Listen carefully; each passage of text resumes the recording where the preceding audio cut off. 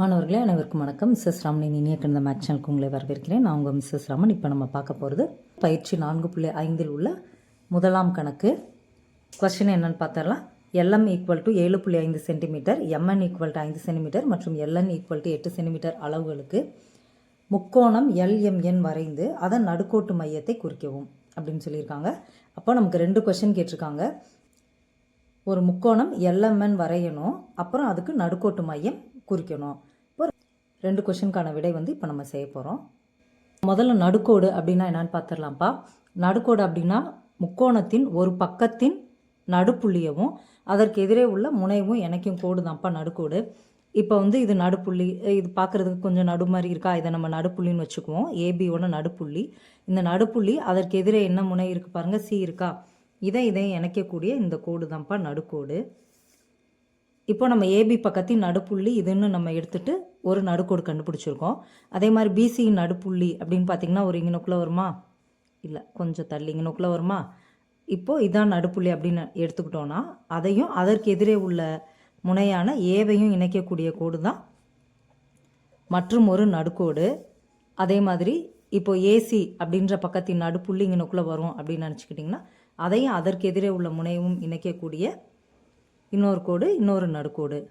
ஆக மொத்தம் பார்த்திங்கன்னா ஒரு முக்கோணத்துக்கு 3 நடுக்கோடுகள் இருக்கின்றன. இந்த 3 நடுக்கோடுகளும் பார்த்திங்கன்னா ஒரு புள்ளி வழி செல்லும். சரிங்களா, இந்த புள்ளி தான் நம்மளை கேட்டிருக்காங்க. ஆனால் நம்ம கணக்கில் இது மாதிரி இங்கனுக்குள்ளே நடுப்புள்ளி இருக்குதுன்னு நினச்சிக்கோங்க அப்படின்லாம் வச்சுட்டு செய்ய முடியாதுல்ல. அதனால் கணக்கில் நம்ம ப்ராப்பராக செய்ய போகிறோம். வாங்க எப்படி செய்கிறதுன்னு பார்த்துடலாம். இதான் கேள்வி, நம்ம ஏற்கனவே பார்த்துட்டோம். உதவி படம்னு சொல்லிட்டு நான் ஒரு முக்கோணம் வரைஞ்சிருக்கேன். இதில் இப்போ நம்ம பேர் கொடுக்கணும்ல, என்ன முக்கோணம் வரைய சொல்லியிருக்காங்க பாருங்கள். முக்கோணம் LMN வரையணும். இதில் இங்கே L, இங்கே M, இங்கே N போடுறதா, இல்லை மேலே L, M, N போடுறதான்னு சிலருக்கு டவுட் வரும். ஃபஸ்ட்டு பாருங்கள், ஃபஸ்ட்டு என்ன அளவு கொடுத்துருக்காங்களோ அதை அடிப்பக்கமாக எடுத்துக்கோங்க. இப்போ இது L, இது M, அப்போ இது ஆட்டோமேட்டிக்காக எண்ணாக இருக்கும். LM எவ்வளோ கொடுத்துருக்காங்க, 7.5 centimetre. MN 5 centimetre, LN 8 centimetre. இதுக்குள்ளே நடுக்கோடு வரையணுமா அப்படின்னா தேவையில்லை. இங்கே பாருங்கள், நமக்கு புக்கில் உள்ள எடுத்துக்காட்டு கணக்கில் உள்ள உதவி படத்தில் வெறும் முக்கோணம் மட்டும் தான் கொடுத்துருக்காங்க. அதனால் நீங்கள் இந்த மாடல் கணக்கு, இந்த நடுக்கோட்டு மையம் கணக்குக்கு வெறும் முக்கோணம் மட்டும் வரைஞ்சி அளவுகள் மட்டும் குறித்தாலே உங்களுக்கு முழு மதிப்பெண்கள் கொடுத்துருவாங்க. இல்லை அது போக நான் உள்ளே இப்படி கோடு போட்டுக்கிறேன், நடுக்கோடு தானே வரைய போகிறோம், நடுக்கோடு வரைஞ்சி காமிச்சிக்கிறேன் அப்படின்னா ஒன்றும் பிரச்சனை இல்லை, வரைஞ்சிக்கலாம். ஃபஸ்ட்டு முக்கோணம் LMN வரைஞ்சிடலாம். அதுக்கு அடிப்பக்கத்தை ஃபஸ்ட்டு வரையணும். LM பாருங்கள் 7.5 சென்டிமீட்டர். இப்போது ஸ்கேலில் வச்சு ஸ்கேலோட முதல் கோட்டுக்கு நேராக ஒரு புள்ளி, 7.5க்கு நேராக ஒரு புள்ளி வச்சுக்கிறோம். வச்சுட்டு இது ரெண்டையும் ஜாயின் பண்ணிடுங்க. ஜாயின் பண்ணிவிட்டு இங்கே மாதிரி LM அப்படின்னு பேர் கொடுத்துக்கலாம். நெக்ஸ்ட்டு நமக்கு 2 அளவுகள் இருக்குப்பா. நம்ம எந்த அளவுனாலும் ஃபஸ்ட்டு வரைஞ்சிக்கலாம். நான் ஃபஸ்ட்டு LN 8 சென்டிமீட்டர் வரைஞ்சிக்கிறேன். காம்பஸின் கூரிய முனை ஃபஸ்ட் லைனில் வச்சுக்கோங்க.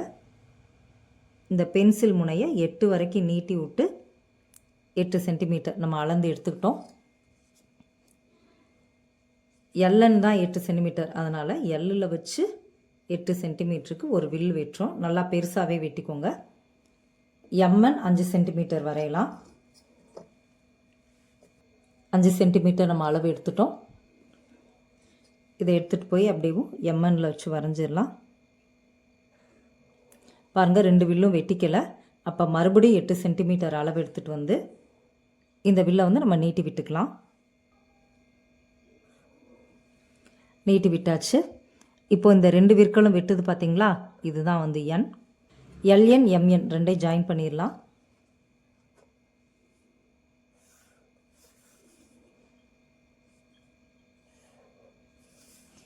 இப்போ நமக்கு LMN அப்படின்ற ஒரு முக்கோணம் கிடச்சிருச்சு. இப்போ நடுக்கோட்டு மையம் வரைய போகிறோம். நடுக்கோட்டு மையம்னா நம்ம ஏற்கனவே பார்த்தோம், நடுக்கோடுகள் சந்திக்கும் புள்ளி. நடுக்கோடுகள் அப்படின்னா ஒரு முக்கோணத்தின் ஒரு பக்கத்தின் நடுப்புள்ளியும் அதற்கு எதிரே உள்ள முனையும் இணைக்கும் கோடு. அப்போ நடுப்புள்ளி நம்ம கண்டுபிடிக்கணும் இல்லையா. நடுப்புள்ளி கண்டுபிடிக்கிறதுக்கு ஒரு மையக்குத்து கோடு வரைய போகிறோம்ப்பா. மையக்குத்து கோடு அப்படின்னா ஒன்றும் இல்லை, Lல் காம்பஸின் கூரிய முனை வச்சுக்கோங்க. பென்சில் முனை இப்படி பாதிக்கு மேலே, மோர் தென் ஹாஃப். நீங்கள் இவ்வளோ அளவு எடுத்துக்கலாம், இவ்வளோ அளவு எடுத்துக்கலாம், இல்லை மொத்த அளவு கூட எடுத்துக்கலாம். ஏன்னா மொத்த அளவு என்பது கூட பாதிக்கு மேற்பட்ட அளவு தான். நான் ஒரு இந்த அளவு எடுத்துக்கிறேன். எடுத்துட்டு அப்படியேவும் கீழே ஒரு வில் மேலே ஒரு வில் வெட்டிடுங்க. இதை அளவை மாற்றாமல் எடுத்துகிட்டு போய் எம்மில் வச்சு மேலே ஒரு வில் கீழே ஒரு வில் வெட்டிடுங்க. இது பாருங்கள் வெட்டிக்கலை. அப்போ நம்ம திரும்ப எல்லில் கொண்டு போய் வச்சு ஏற்கனவே வெட்டியிருந்த வில்லை இப்படி நீட்டி விட்டுக்கலாம். இப்போது இந்த 2 விற்களையும் டாட்டர் லைன்ஸ் மூலமாக நான் ஜாயின் பண்ணிக்கிறேன். ஸ்ட்ரைட் லைன் மூலமாக கூட ஜாயின் பண்ணிக்கலாம். நான் ஏன் டாட்டர் லைன் மூலமாக ஜாயின் பண்ணேன் நான் அப்புறமா சொல்கிறேன். இதுக்கு பேர் வந்து மைய குத்து கொடுப்பா. ஏன்னா இது வந்து கரெக்டாக இந்த கோட்டின் மையம் வழியாக செல்லும், அதோடு செங்குத்தாகவும் இருக்கும். இப்போ பார்த்தீங்களா மையம் நமக்கு கிடச்சிருச்சா. இந்த எல்எம் என்ற கோட்டோட நடுப்புள்ளி நமக்கு கிடச்சிருச்சு. இதுக்கு நம்ம வேணால் ஏதாவது பேர் வச்சுக்கலாம், இல்லை அவசியம் இல்லை. இங்கே எல்எம்என்னு கொடுத்தனால இதுக்கு வேணால் நம்ம ஓன் பேர் வச்சுக்கலாம். இந்த ஓவையும் எண்ணையும் இணைக்கக்கூடிய கோடு தான் வந்து நடுக்கோடு. இப்போது LON என்பது ஒரு நடுக்கோடு. ஒரு நடுக்கோடு வரைஞ்சிட்டோம். இதுதான் நமக்கு தேவையான கோடு. சரிங்களா, நடுக்கோட்டு மையம்னா இந்த நடுக்கோடு தான் தேவையான கோடு. நம்ம இங்கே நீங்கள் ஸ்ட்ரைட் லைன் போட்டிங்கன்னு வைங்களேன், இது நடுக்கோடா இது நடுக்கோடான்னு கன்ஃபியூஸ் ஆகும். அதனால் இதை டாட்டர் லைன் வச்சுக்கோங்க. இதுக்கு வந்து நம்ம ஸ்ட்ரைட் லைன் போட்டுக்கலாம். அதுக்கு முன்னாடி இந்த முக்கோணத்தின் அளவுகள் வந்து எழுதிடலாம்ப்பா. இது 7.5 சென்டிமீட்டர், 5 சென்டிமீட்டர், 8 சென்டிமீட்டர். இப்போ இன்னொரு நடுக்கோடு வரையலாம். இப்போ நம்ம எப்படி எல்எம் அப்படின்ற பக்கத்துக்கு பாதிக்கு மேலே அளவெடுத்து வில் வெட்டி இது மாதிரி மையக்குத்து கோடு வரைஞ்சிருக்கோமோ அது மாதிரி எம்என் இல்லை எல்என் ஏதாவது ஒரு பக்கத்துக்கு வரையலாம்.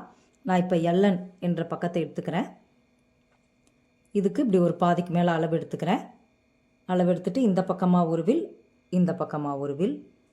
அளவை அப்படியே மாற்றிடாமல் எடுத்துகிட்டு போய் எண்ணில் வச்சு இங்கே ஒரு வில், இங்கே ஒரு வில். அதாவது எந்த பக்கத்துக்கு நம்ம பாதிக்கு மேலே அளவு எடுக்கிறோமோ அந்த 2 புள்ளிகளில் இருந்து மட்டும்தான்ப்பா வில்லு வெட்டணும். இப்போ இதை வந்து நம்ம இணைச்சிடலாம். இது வந்து என்ன கோடு, மைய குத்துக்கோடு. இது நமக்கு இந்த கணக்குக்கு நடுக்கோடு தான் நமக்கு ரொம்ப தேவை. அதனால் இதை ஒரு வித்தியாசப்படுத்திக்கிறதுக்காக டாட்டர் லைன் வச்சுக்கிறோம். இப்போ பாருங்கள், இந்த கோடு சந்திக்குது பார்த்தீங்களா. இந்த புள்ளி எம்என் என்ற பக்கத்தின் நடுப்புள்ளி. இதுக்கு வேணால் பி அப்படின்னு பேர் கொடுத்துக்கலாம். அடுத்த லெட்டர் நம்ம கொடுத்துக்கிறோம். இந்த பியவும் எல்லையும் இணைச்சிருங்க. இணைச்சா கிடைக்கிறது இன்னொரு நடுக்கோடு. இப்போ இந்த 2 நடுக்கோடுகள் சந்திக்குது பார்த்தீங்களா. நம்ம இந்த பக்கத்துக்கு இதே மாதிரி மையக்குத்து கோடு வரைஞ்சி இன்னொரு நடுக்கோடு வரையணும்னு அவசியம் இல்லை. ஏன்னா நடுக்கோடுகள் எல்லாமே ஒரு புள்ளி வழியாகத்தான் செல்லும். 2 நடுக்கோடு வரைஞ்சிட்டோம்ப்பா. நம்ம இங்கே கண்டுபிடிச்சிட்டோம் நடுக்கோட்டு மையம் ஜி. அது வந்து நம்ம இங்கே கண்டுபிடிச்சிட்டோம். ஆனால் நமக்கு முக்கோணத்துக்கு 3 நடுக்கோடு வேணும்ல. இப்போ 3வது நடுக்கோடு இது மாதிரி இவ்வளோ கஷ்டப்பட்டு வரைய வேணாம். ஜஸ்ட் பாருங்கள், எல்லிருந்து ஒரு நடுக்கோடு வரைஞ்சிட்டோம், எண்ணிலேருந்து ஒரு நடுக்கோடு வரைஞ்சிட்டோம், இன்னும் எம்லேருந்து தானே வரையல. அதை வந்து நம்ம செஞ்சு பார்க்காம எம் புள்ளி ஜி புள்ளி இது 2ஐயும் ஜாயின் பண்ணுற மாதிரி ஸ்கேல் வச்சு அப்படியே நீட்டி விட்டுருங்க. இதுதான் வந்து 3வது நடுக்கோடு. 3 நடுக்கோடுகள் சந்திக்கும் புள்ளி ஜி கண்டுபிடிச்சிட்டோம். அவ்வளோதான். நன்றி மாணவர்களே.